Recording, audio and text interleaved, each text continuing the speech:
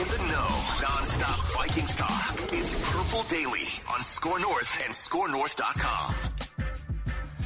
Yes, it is Purple Daily. We are down a man, Phil Mackey, on company business in Cincinnati at the Twins game last night. I'm sure he is now engrossed in meetings all day, which means that Declan and I feel very fortunate to be here with you on the show. Purple Daily, of course, sponsored by our friends at TCL, who have been a longtime sponsor of our show, presenting sponsor. We really appreciate them. And if you're not watching your sports on a TCL TV, the only question is, exactly right, what are you doing?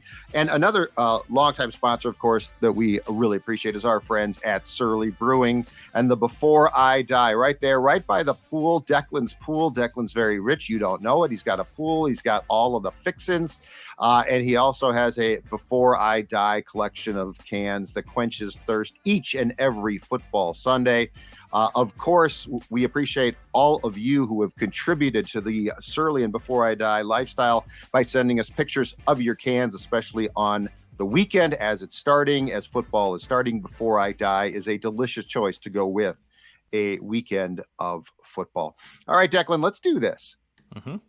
4-pack of questions, because if you missed it, we did an emergency episode because the Dalton Risner thing had been in the hopper for so long. I saw Ian Rappaport of NFL Network reported yesterday that Dalton Risner had agreed to a 1-year contract with the Vikings. And I'm not sure about you, but my timeline was flooded with, are you going live? Are you going live? So I texted you guys and I'm like, let's just go live.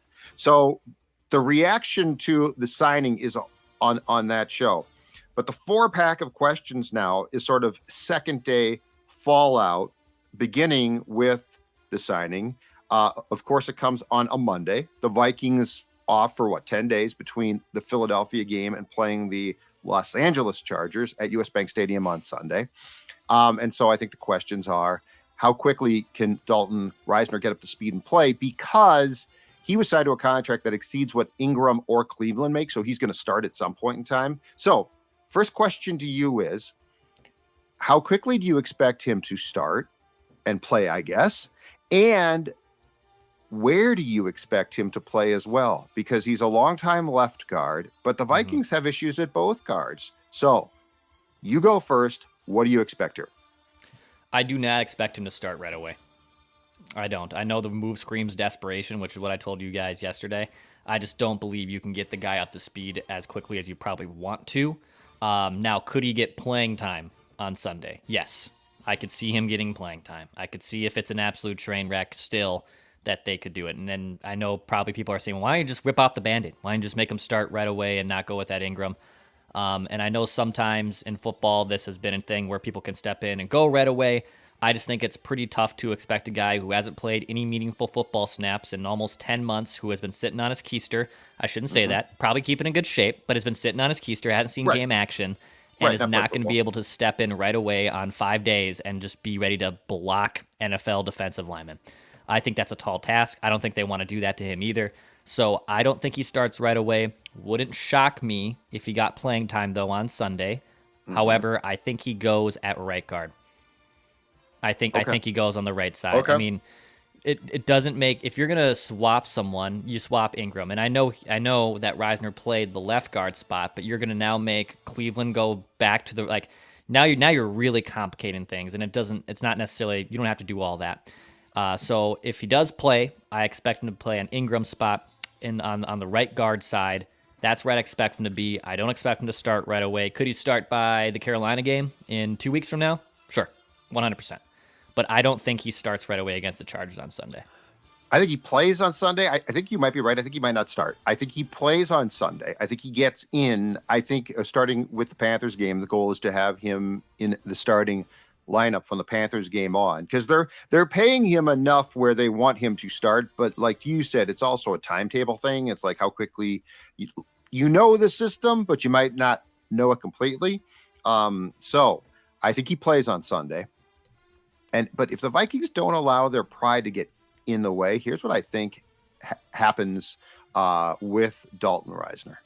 I think he plays left guard, and I think Cleveland, who, as you talked about, he played right guard as a rookie and was not a train wreck. If they don't allow the Ed Ingram pride card, because he's a high draft pick, and this is embarrassing. Like that draft, as we've discussed, is a bad draft.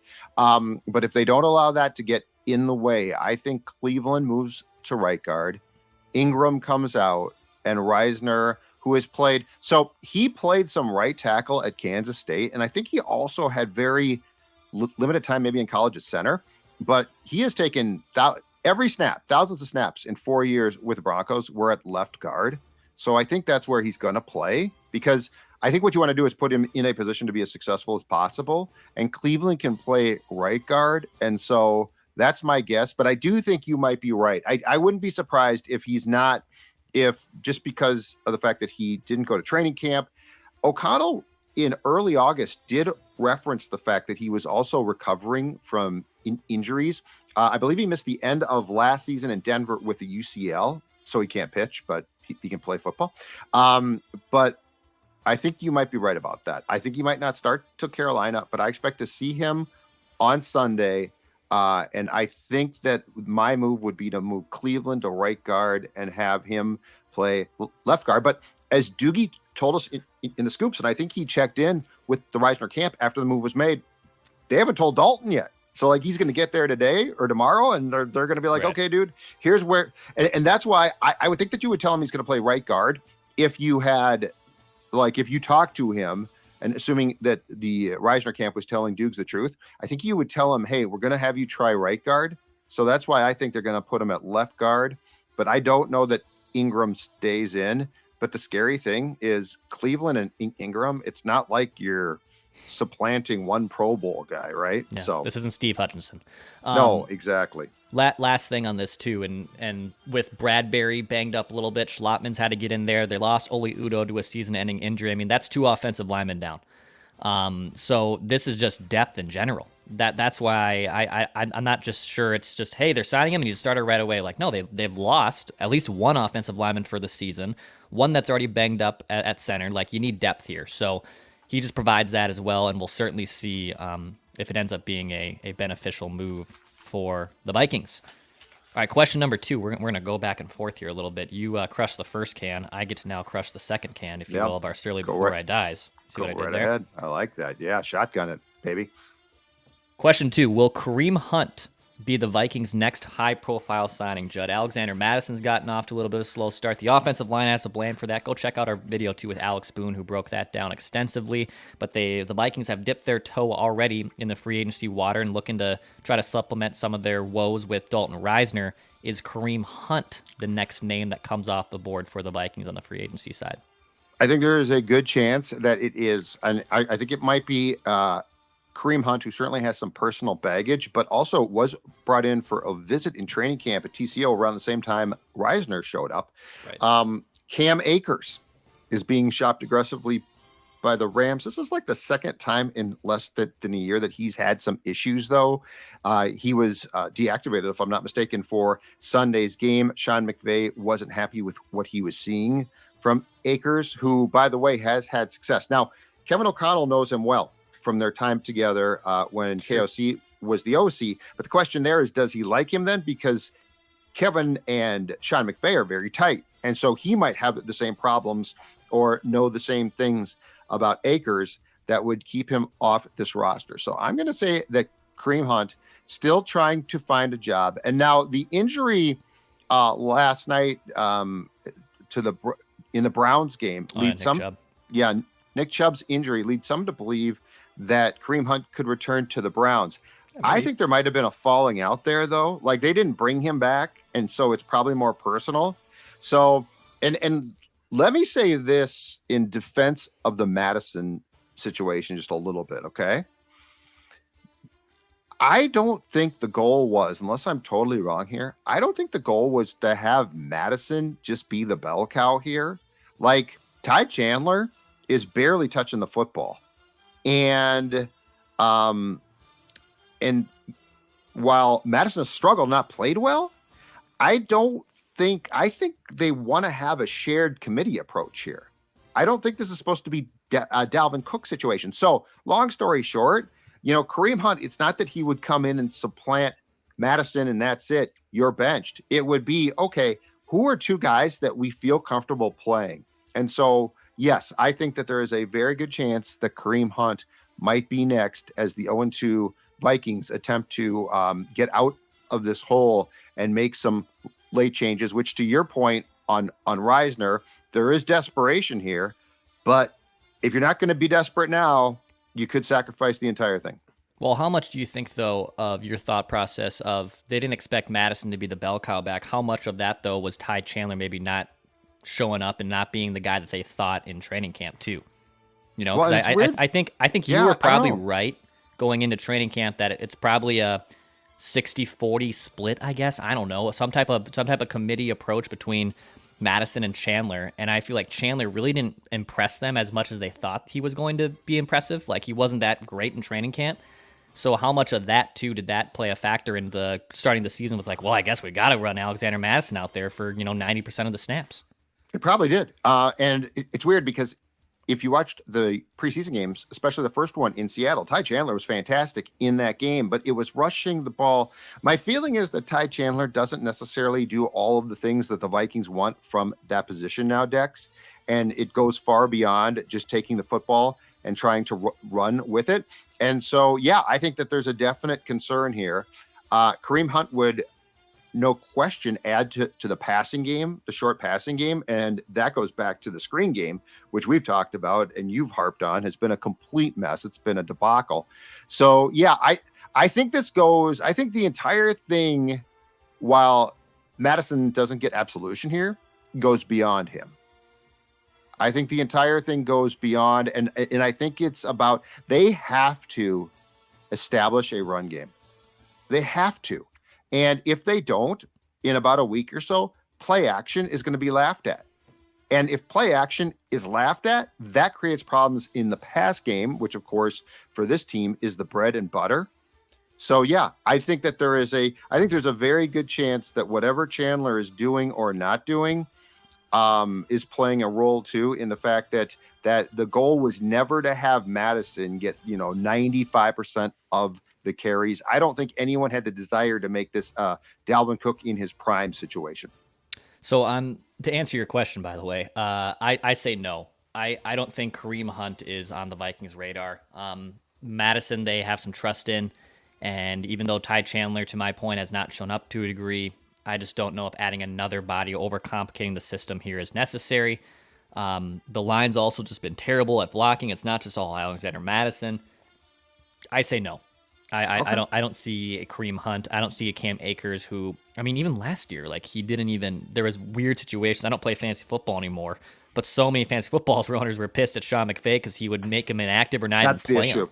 So yeah, I don't want that either. Yeah. So that's the problem there. And of course, if anyone outside of the Rams organization is going to have the skinny, it's going to be O'Connell. And so, yeah, my thing would be that I don't think O'Connell has any interest in if there's any chance of poisoning the locker room, but they do need to get the run game intact.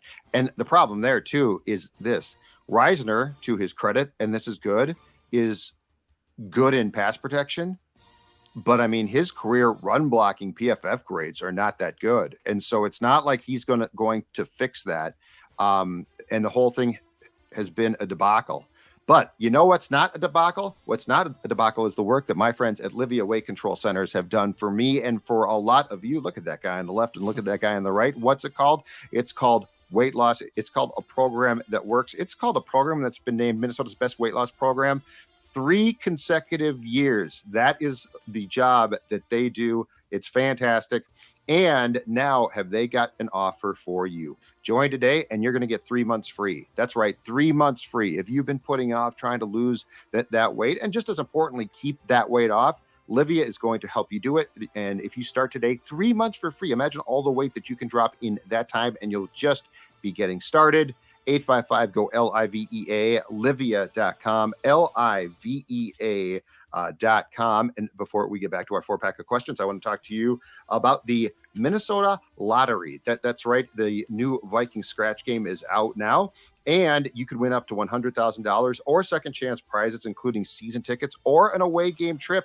That is officially exciting news from the Minnesota Lottery, just say I'm in. Must be 18 years or older to play. That's the new Lottery Viking scratch game that is out now. Check it out.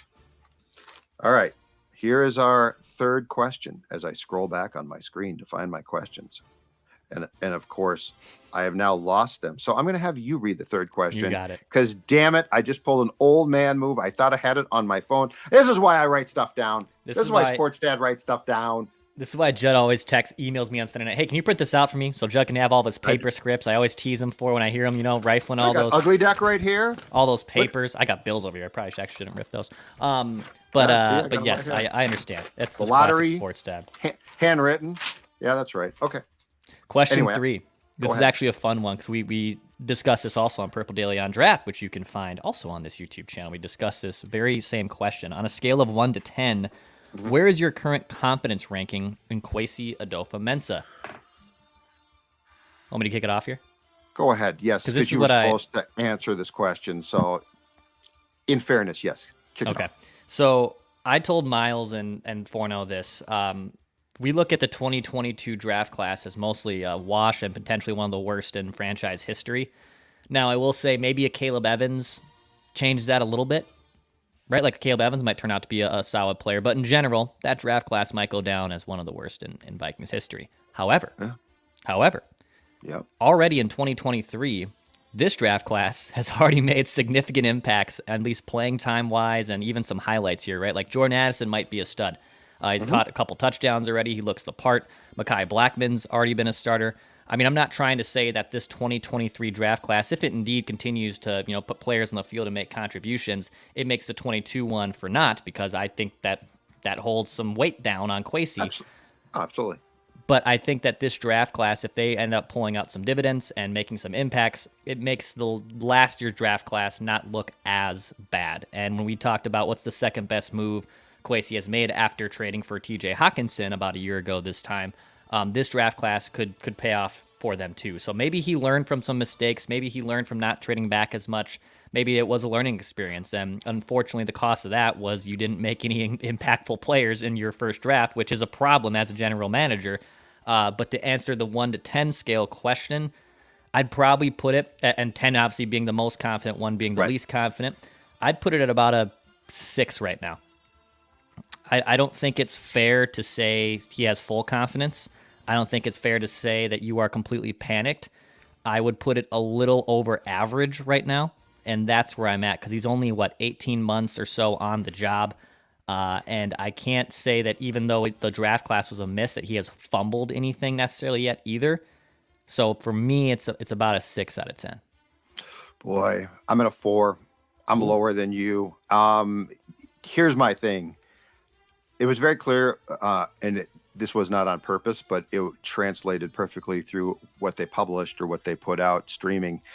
What the Vikings put out on draft night on their website of Kwesi taking Jordan Addison in the first round and Kevin O'Connell basically losing patience and saying, just take him, quit. I think that was O'Connell's. I think O'Connell twisted Kwesi's arm because he knew full well just how far Kwesi had traded down and really screwed up in the first round in 2022.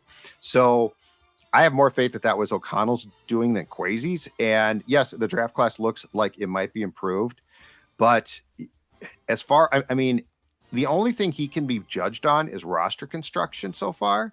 And the only thing that he can be judged on is, free agency signings and drafting. And it just feels like and this is a cliche now, but who cares? Competitive rebuild. It just feels like what that means is dipping your toe in the water continually. It's like, okay, I'm still trying to win, but I want to get this, but I'm still trying to win, but I want to get this. And I would far prefer to have an executive who appears to be completely solely confident in the mission. If you're going to win a Super Bowl. Now, if you're going to make the playoffs, the Vikings are probably on track. They can probably do that. They can bounce back from 0-2. But if you're going to win a Super Bowl, as the mission of this show is to win a Super Bowl before we die, I don't know this putting your big toe in the water to check the temperature act is going to work. And because all I can judge is his roster construction moves, like, how do you not upgrade the interior of that offensive line at all. Like, I'm not asking you to overhaul it and bring in 2 new guards. Bradbury's got a bad back, and you signed him to a contract extension for a center. That's sort of weird. It was almost like they thought Josh Oliver, who, yes, is a good, in fact, he's a very good blocking tight end, Declan, but it's almost as if they thought that he was going to solve their ills. Like, okay, that's part of it, but like the interior of that line is not good. And in the fact that they're struggling again is not like some huge shock. And it amazes me. I guess I got more confused, and fans should be sort of pissed off. When you watched the Netflix docuseries Quarterback, like when you watch that, it became blatantly obvious what they saw all last season with their quarterback being hammered, which was worse than we thought. Like, we didn't know a lot of that, and they didn't do much. I mean, they added a tight end, a blocking tight end. So, yeah, my faith in Kwesi as far as taking the wheel and taking control is not high. And my other problem is this, and the name doesn't get brought up enough, but remember it, and we've talked about this a little bit, Ryan Grigson. Ryan Grigson says right-hand football man. Let me Google what happened with the Colts. And it's not good. Yeah, you know? So very interesting. So my faith is, like, O'Connell, I might not agree completely with what he does all the time, but there's enough that we see that it's like, okay, I certainly see some real positives here. Like, name me the Kwesi positives. Like what have you seen? The draft so far, 23, looks good, looks, improved, but there's a lot of like, unless he's purposely doing it to try to lose games and sort of rope-a-dope the Wilfs, there's a lot of moves that are like, I guess, or non-moves, more importantly, that I'm like, I don't get this. And I'm sorry, but drafting a safety in the first round and then a cornerback who has an injury history in the second round, come on. So my faith is eroding.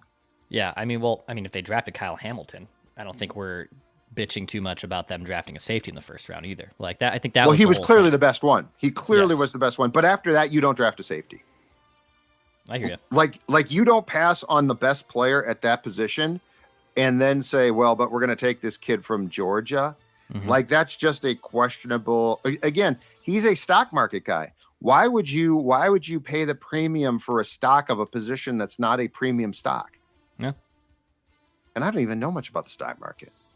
I watch mine every day. It goes up, it goes down. I know people who've done that. You're just going to give yourself an it's ulcer. fine. If you're okay with what you're investing into, it depends on all the stuff you're investing in. Some people get so weird about that. No, it's fine.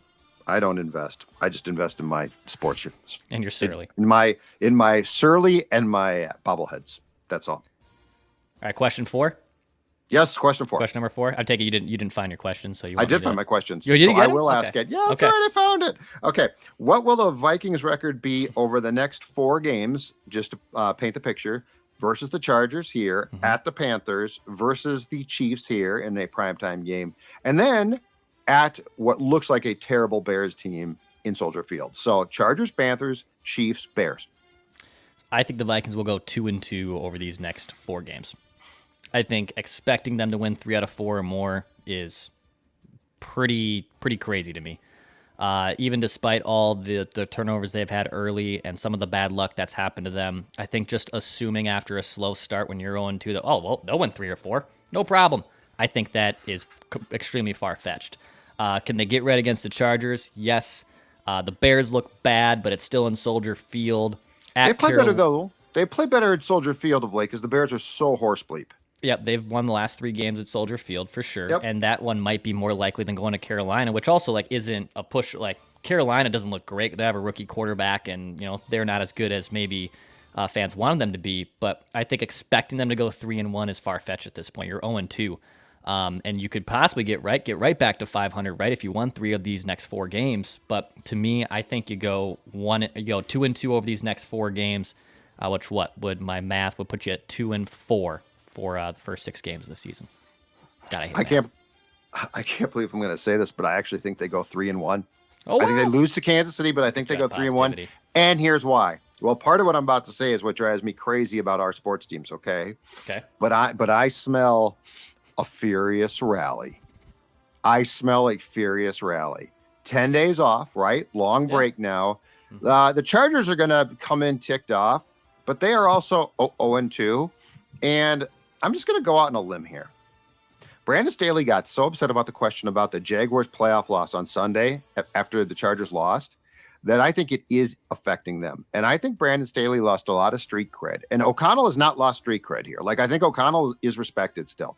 I don't think – now, do I think he should be tougher at times? Absolutely. But I don't think that he has lost the players by any means. That Chargers loss in the playoff game, Declan, from 24 points, something like that, that's the type of loss that you lose credibility. And so I think the Chargers – if you lose – to the Chargers here, I don't know what's going to transpire, but I'm going to predict a win there. I think after watching the Panthers last night, I'm going to predict that they go to Carolina and win. I think they lose to the Chiefs, and I think the Bears are way worse than I thought. I think the Bears are basically, unless Fields can get this turned around, as bad as they were a year ago, and Fields just might be a mess. Like, this is the thing with quarterbacks, man. We don't know. I mean, Rick Spielman seriously looked into trading up for Fields, and he loved him. So this could be taking place here as well. But I am going to say the Vikings are going to go 3-1, partially because I could see this team staging the Minnesota Wild, sort of the Twins of 2023 as well, right? The furious rally. You guys thought and then we'll get the you guys all thought we were dead. You guys all you naysayers. And it's like, well, you didn't play well in those first, but it starts with this: clean up the turnovers. I will say, I think Staley's probably a game or two away from getting canned with the Chargers. Really? Okay. Yeah, they hired Kellen Moore, my guy Kellen Moore, from the Dallas Cowboys. Okay, and the offense looks great. And he has Justin Herbert to play with, but a lot of people thought, oh no, Kellen Moore, he's got Dak Prescott and he's kind of fraudulent too. That dude steps into the Chargers and the offense is still really, really damn good. Kellen Moore's an elite offensive mind.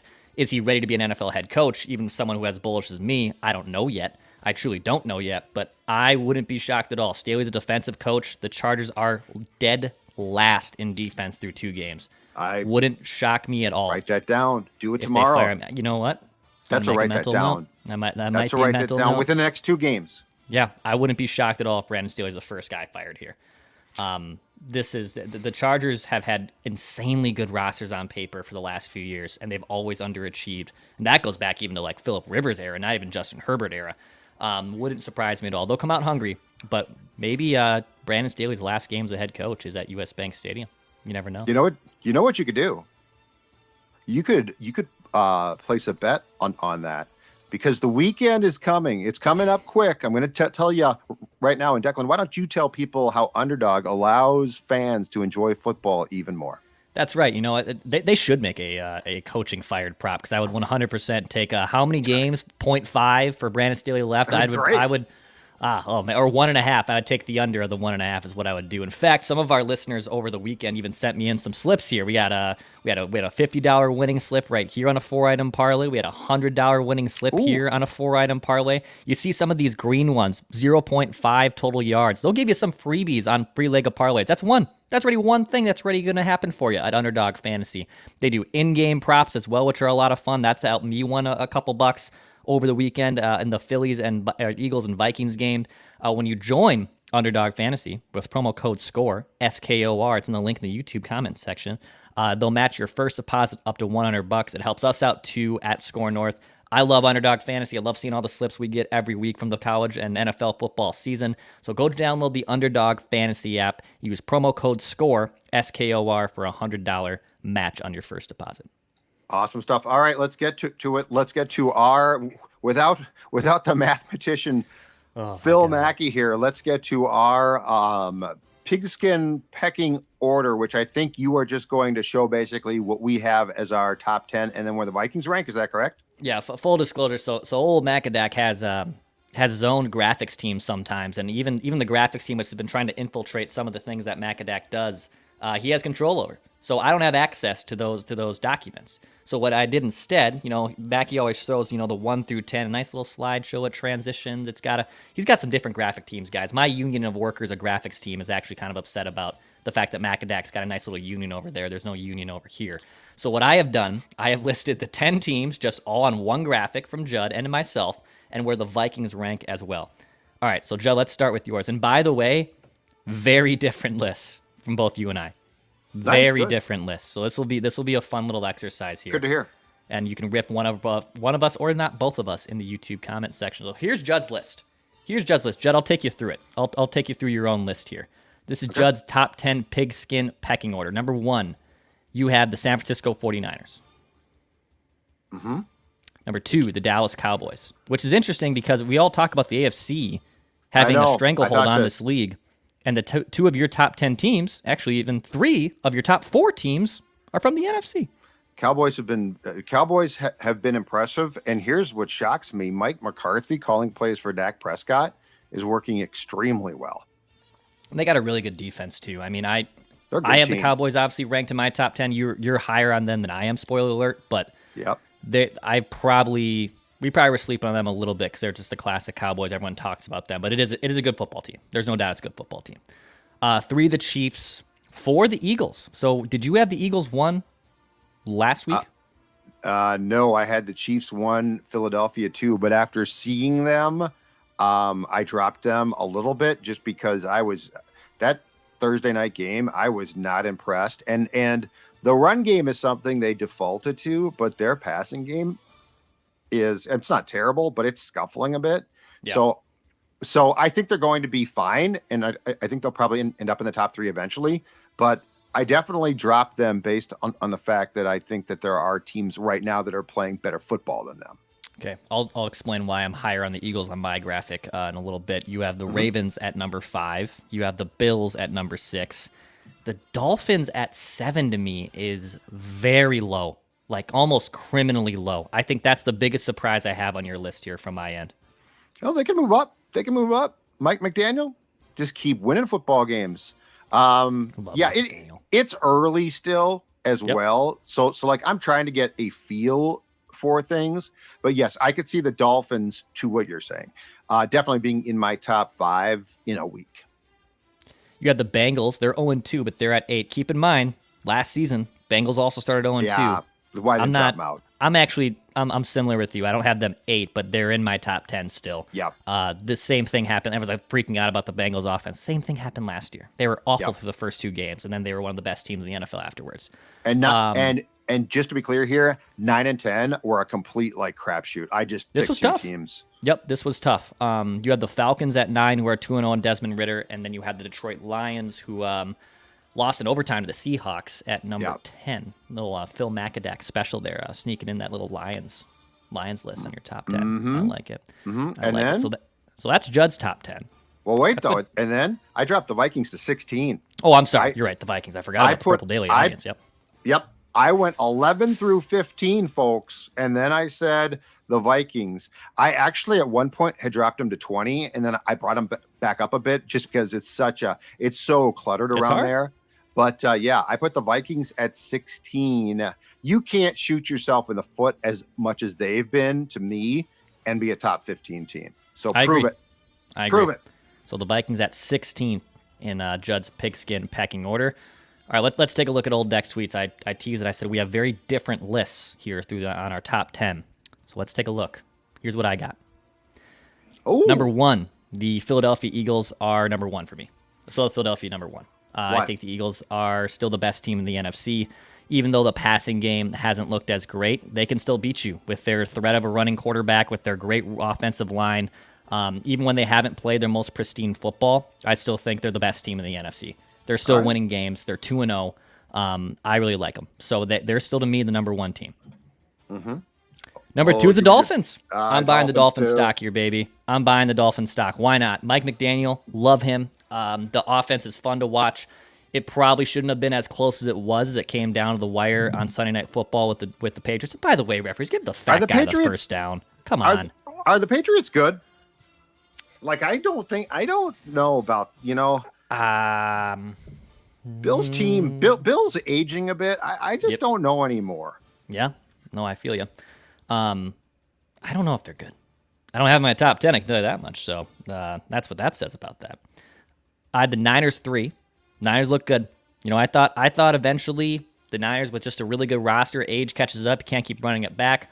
Boy, was I wrong, because Brock Purdy's a cyborg, and Kyle yeah. Shanahan's an incredible coach. They're number Crazy. 3 for me. I have the Kansas City Chiefs at number 4. I still think the Chiefs are damn good, even though the 1-1 start. They are still pretty damn good. Patrick Mahomes, all of that has to be said there. I had the Bills 5. This might be a little higher. I think they're combustible. I think they live and die by the Josh Allen arm, and but they're still a good team. They still should be taken seriously. They're 5 for me. 6 is Dallas Cowboys. Now, you have the Cowboys a little higher. I probably maybe could be sleeping on them a little bit here, but I have the Cowboys at 6. Baltimore Ravens at 7. They're 2-0, right? They're 2-0. But they haven't looked as strong as maybe they should be, but I'm still going to give them credit. I really like John Harbaugh. I like Lamar Jackson, so I have them 7. I have the Jags 8. I still have the Jaguars 8 here. Ooh, okay. I know, a little bit of a surprise. Love Trevor Lawrence. Doug Peterson's a good coach. 7 in the red zone, if I'm not mistaken, against Deep the Chiefs on Sunday. 0 for 7. Very surprising from a quarterback who I really like in Trevor Lawrence. And this one's a little cheeky. The Washington Commanders. But coming this is in at hard. number 9. Yeah, but this is where I had problems too. Mm-hmm. Like the there commies, were 8 man. teams to me. Yeah, the commies. Oh, Sam, yeah. I Great told comeback. you. Watch out for the commies. I told him in training camp. 6.5 wins. I think they can hit that over. They already got 2 on the season. Don't sleep on the commies. Commanders look good. Denver, I don't know how much of that game you caught, but Denver just pissed that game away. That was a bad loss for Denver. I wonder how much longer Sean Payton is at his patience level, I should say, with Russell Wilson. That's gonna be interesting. Yeah, I don't think it's too much longer. I don't think he's a big Russ fan.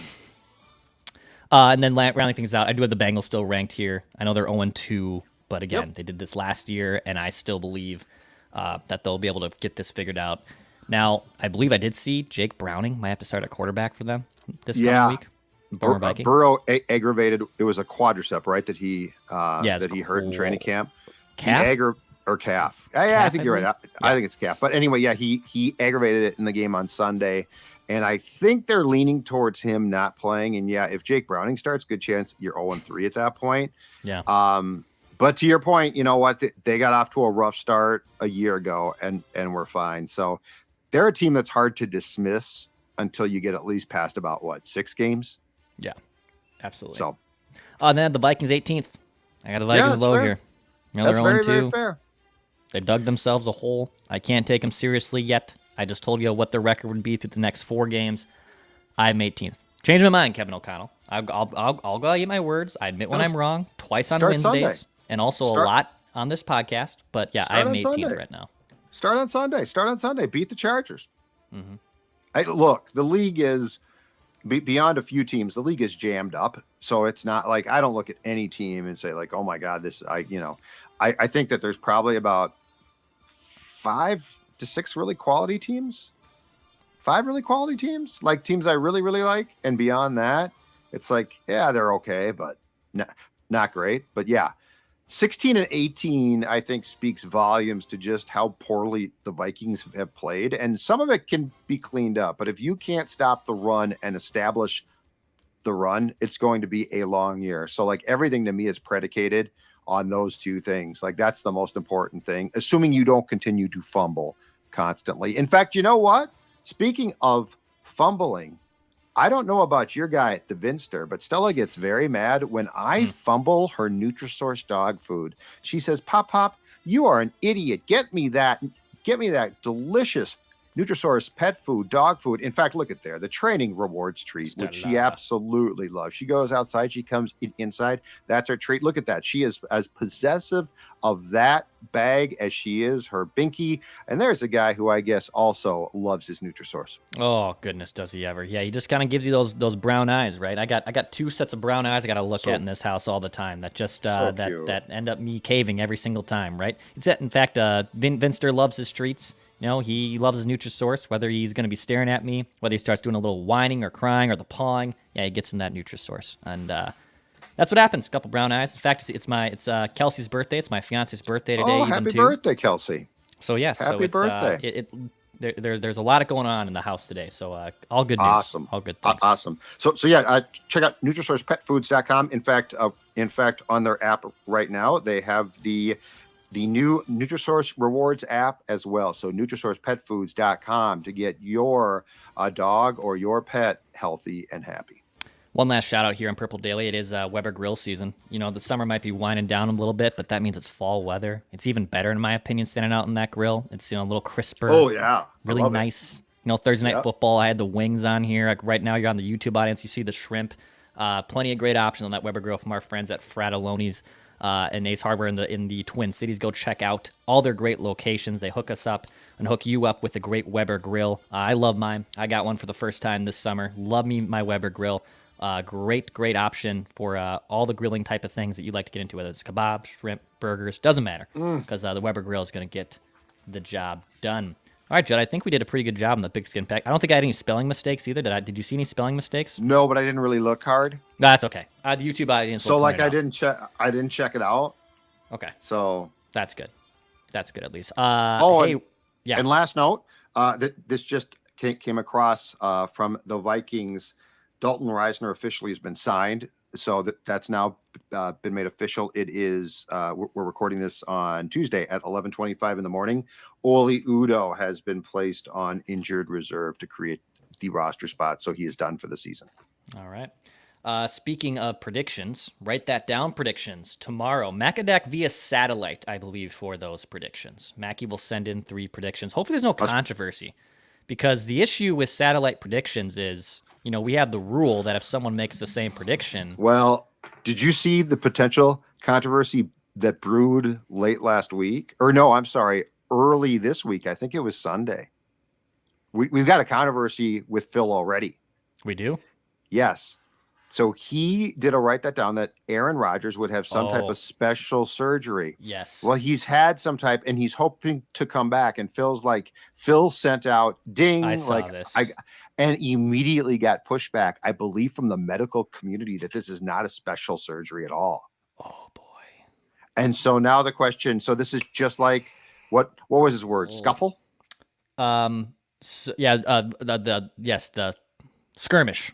Skirmish. You're talking about the skirmish. This is another skirmish one. So he's saying, yeah, it's a special, because Aaron's saying, I can come back for the playoffs now, perhaps, and I can just take over. Of course, if Zach Wilson leads them to the playoffs, I'm not sure he's going to be pleased about that, but who cares? But the point is, Mackey is saying, I got this one right. And the medical community is pushing back and saying, this was not special. He's just saying he expects to come back. So this was on the Mackey and Judd edition. I'll write that down, that Phil made this prediction. His prediction was sometime between now and next year's training camp, Aaron Rodgers will go through, quote, bizarre therapy in regards to his Achilles injury.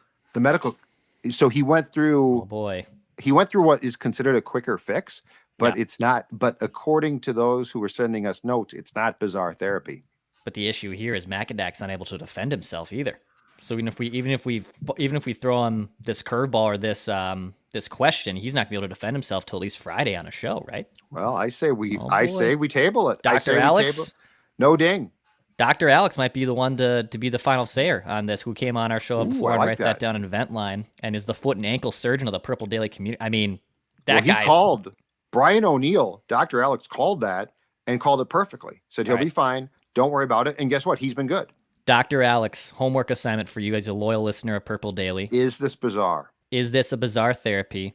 And you will be the judge of this. And even though Phil's not able to defend himself, that if Lawyer Chase can make a ruling, Dr. Alex, so can Dr. Alex. Judge and jury.